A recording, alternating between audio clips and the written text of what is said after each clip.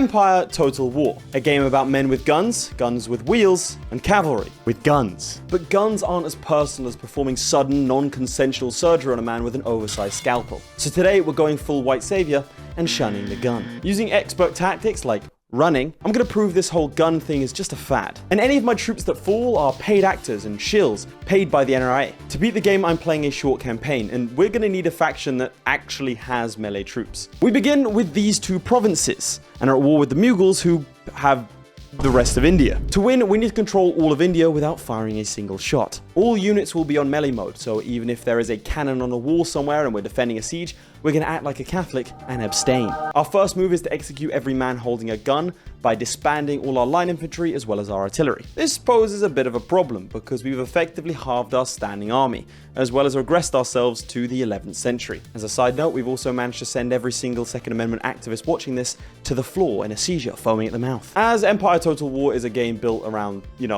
guns, we have very few options available to us. First up, we have Hindu warriors. These guys have swords and shields, as well as a willingness to die, which is very important when interviewing for a position where you're going to be charging headlong into a barrage of fire. Then we have cavalry, both lancers who have sticks and camel riders who, look, I'm not an expert, but these guys look like Arab cavalry to me. I think we might have imported them, or how okay that is. I mean, our opponents do it, so we'll move past this one. And that's it. Somehow we need to conquer India with this lot. We first had to dislodge the Mughal armies from our lands. This was actually a perfect opportunity for me to test out what strategies we could employ, because for every single battle from here on out, we are going to be literally bringing a knife to a gunfight. After initially trying to come up with a clever plan, I then immediately gave up and ran straight to the enemy. I kind of want to just all-out charge, which proved to be very effective. Send in the elephants, boys. All right, nice. And the cavalry coming from behind.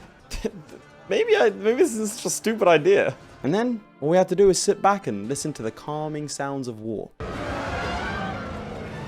Really helps me get to sleep at night. Turns out we can prevent our men from being shot using this one simple trick that big Total War doesn't want you to know about. Simply placing weaker, lesser men in front of our actual troops. This is where a joke about the caste system would go, but I've tangled with India before on YouTube, and it's not a fight I want to get into again. I am scared. Using the strategy, we were able to drive the enemy away, and then use our cavalry, which we had in abundance, to hunt them down and execute them. Which is not a war crime because those haven't been invented yet. At this point, I realized we actually have a few advantages. The first is we actually have a lot more money than I expected because guns are expensive and sticks are not, and guess which we're using. The second is we can heavily invest into economic techs because the game expects you to balance your time by researching military tech. However, these technologies are all focused around guns and better guns and bigger guns, which is all fundamentally useless to us. By politely declining this, we can focus on exploiting bettering the lives of our people. I was feeling pretty smug about this until one of our towns was attacked by cannons and muskets. One thing you really need to know about Empire Total War is that the towns and sieges are built for cannon warfare and guns. As we're not able to use the wall-mounted artillery, we could do nothing but watch as the enemy simply fired upon us. We can't even shoot at them. I'm playing medieval too. This is what Sun Tzu would describe as a problem. However, perhaps out of some sort of twisted code of honor, the enemy quickly decided to charge directly at the walls and scale them instead of firing on us. Are they gonna try and scale the walls? What are they doing? All right, boys. There's one guy with a flag, surely.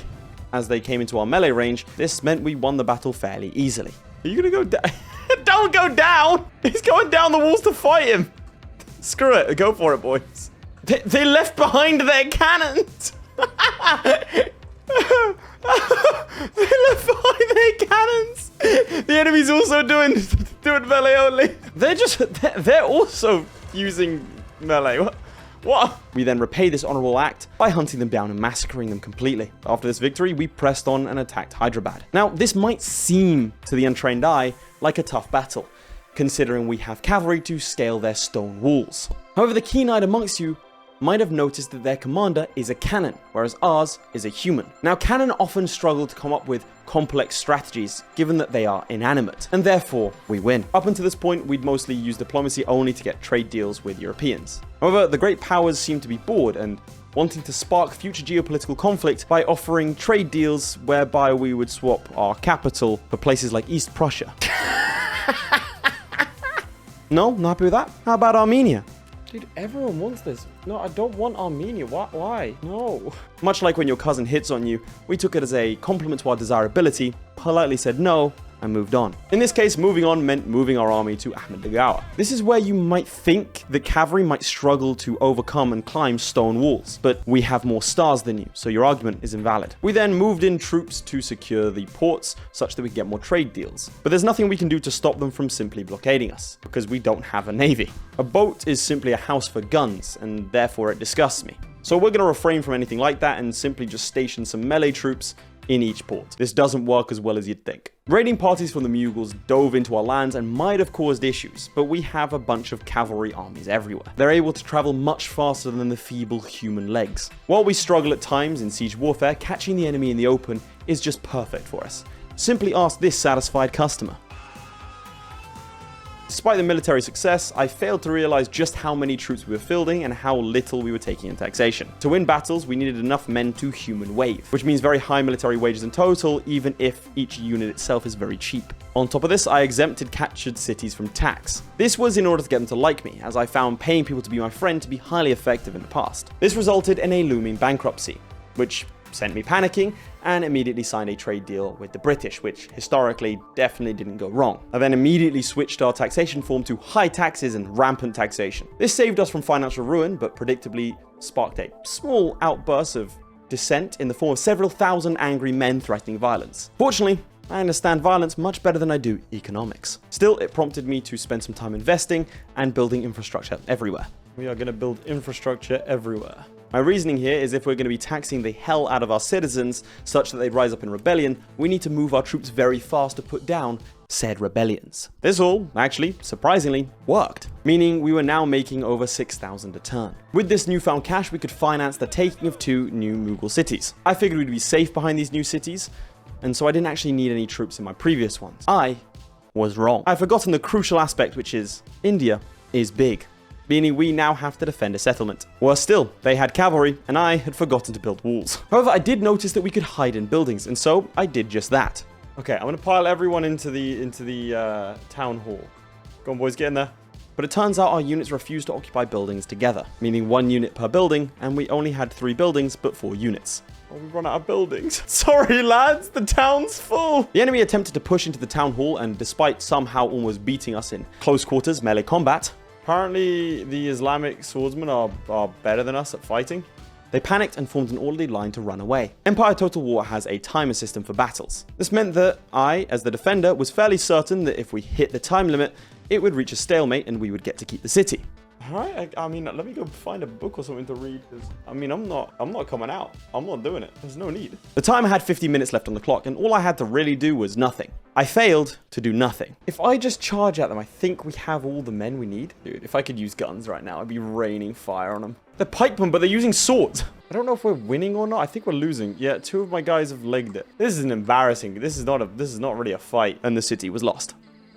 Oh, we ran away. Oh, come on, boys. Oh my god, the AI bored me into losing! I'm very impatient. Fortunately, the concept of the human wave is, by its very nature, ever present, and therefore we simply took the city back next turn. As they had very few armies left, I made a play for their capital. It might look heavily defended, but these men are all peasants that have just been handed a gun, whereas our men are well versed in the ability to take 2 or even 3 bullets before dying. There's also many more of us than them. After taking the city, we then answered the very important age-old question of what happens if 120 horsemen charge 24 men with a cannon? You better fire, man! Guns take too long to reload. That's why you should use horses! And then we fought a couple of rebellions and consolidated what we had. Then we'll build up in Gujarat, Rajputana, and Hindustan. The plan was to push forward from these 3 frontline cities and take the 3 cities opposite them. This opportunity came when the Mughals sent a few armies to try and take back their cities. Once these armies were defeated, this left us with an opportunity to advance and take all 3 cities, all in one go, and actually finishing off the Mughals once and for all. However, in order to win the campaign, we still needed to take Goa and Mysore. I was leaving these until the end of the game because of the Mughal threat, and Portugal starts by owning Goa, meaning we'd have to fight under European power as well as all of his allies, like England. However, by this point, Mysore had actually taken Goa for themselves, solving a very, very tricky question for us. This meant that they were at war with the entirety of Europe, whereas we wouldn't be if we took it straight from them. For the time being, the lack of enemies meant we could focus on our economy loot. This consisted of improving mines, taking the cash, investing in cash crops, improving the mines, and you get the idea. making us fantastically rich. Once he'd done this about a dozen times, I moved several armies south in order to take out Mysore. I didn't anticipate there to be a problem here. I just wanted a cool final shot of a bunch of armies descending on Mysore. See, the actual city of Mysore is very, very well defended with many cannons. They even have men with guns and cavalry with guns. This was really bad for us. We could simply waltz into Goa without any sort of problem, but Mysore was going to be a bit different. The plan was to rush their gatehouse with our infantry, capture it, and then send in the cavalry immediately afterwards. But this collapsed almost instantly. Somehow their line infantry, without any sort of bayonets or anything like that, managed to maul our melee infantry who had swords and shields in hand-to-hand combat. How are you losing slightly? How? You guys are melee fighters. It's all you do. I don't understand. This meant we had to open multiple new fronts on the walls in order to simply secure the gatehouse. This left us a lot weaker than we should have been. When we finally got the gates open, the enemy had deployed a cunning tactic known as standing literally inside one another. Bunched it. Oh my god. Oh, they're all one massive human. Whether they did this for physical comfort or as a military tactic, I didn't know, and frankly, it didn't matter. What it did have was the effect of me not knowing how many troops there were and simply sending everyone in. Our troops were already exhausted, and this was a terrible mistake. I think they realized we're tired. Screw it, mass assault. I can honestly tell you I have absolutely no idea what's going on. Just keep fighting, boys. It wasn't long before all of our men fled the battlefield, leading to our worst defeat in this campaign. So far. Well, that could have gone better. I mean, we killed more than we lost, but we did lose a frightening amount of troops there. As my armies retreated, I decided to bring the men who had taken Goa straight over to Mysore and have a crack at auto-resolving, which they then immediately lost. I tried doing this several more times, even recruiting more units, and each one failed. It took me so long that Goa actually rebelled, and as there were no defenders because everyone was attacking Mysore, they immediately took the city, as I threw literally every male over the age of 15 at the walls of Mysore. Eventually I figured out that I should just not attack and instead encircle the city and wait until they surrender or attack us, which they eventually did. In a final battle marked by our reinforcements somehow ending up on the other side of the city, maybe they got lost, we could actually finally charge our enemy on open ground. Okay, you finishing them off? Yep, and they're gone as well. Straight into the next lot, please. This is not where we want to be caught. Go, go, go, go. We dealt a huge amount of casualties, mainly because we were able to charge them down with cavalry after they fled. Looks like they were fleeing, which is good, because, I mean, they're running away from the city, and I'll be pissed if I have to fight this lot again, to be honest. You need to charge that. Like, ASAP. Otherwise, you're all gonna die. Dude, that's the hard thing about, you know, not having guns. The second they reform, we have to, like, shock and awe them, because if they reform, it's over for us. Meaning that they'd taken so many losses, the next time we auto-resolved, we won. All that remained was to take back Goa from the rebels, which was very easy, and we did it. We'd united the Indian subcontinent, and thus won the campaign without a single shot being fired. If you want to see more videos like this, like and subscribe. Otherwise, you might also be sent to the walls of Mysore. Sorry about your uncle.